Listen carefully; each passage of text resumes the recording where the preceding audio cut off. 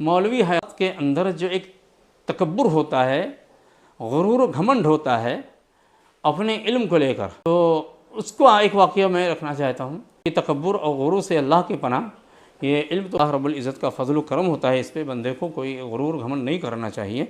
लेकिन एक बार ऐसे ही एक मीटिंग हो रही थी, तो सारे असातिज़ा जमा थे। क्या है, उम्र के एतबार से काफ़ी उम्र वाले थे, सफ़ेद रीश बुज़ुर्ग असातिज़ा भी वहाँ तशरीफ़ फरमा थे।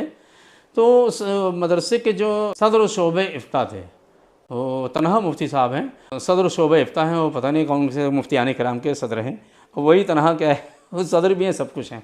मेरा वो सदर शोबे इफ्ता मुफ्ती साहब वो थोड़ा ताख़ीर से तशरीफ़ लाए।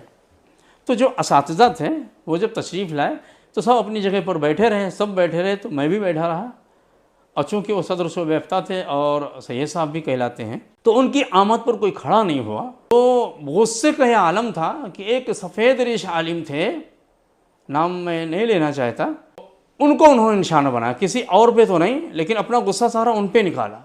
और ऐसा लगा कि आकर के कोई बम फूट गया है, इतना चीखना चिल्लाना शुरू कर दिया।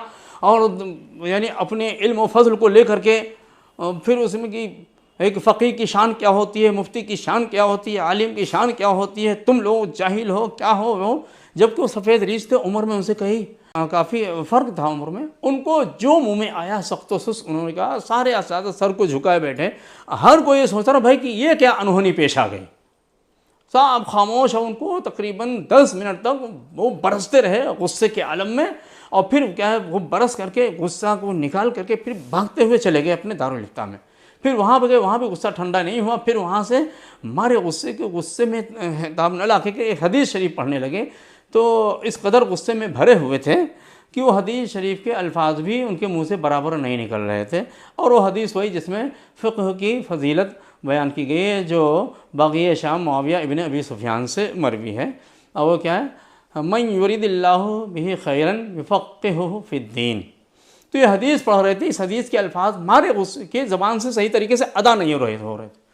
इस वाक़ियों को देखकर मुझे बड़ा ताज्जुब हुआ कि यार ये उलमा ऐसे होते हैं, इतना इनके अंदर तकब्बुर, इतना नफ्स परस्ती, इनका नफ्स कितना मोटा हो गया है कि भाई आपस के लोग हैं, स्टाफ के लोग हैं, जिनके साथ हमेशा क्या है, मिलना जुलना रहता है।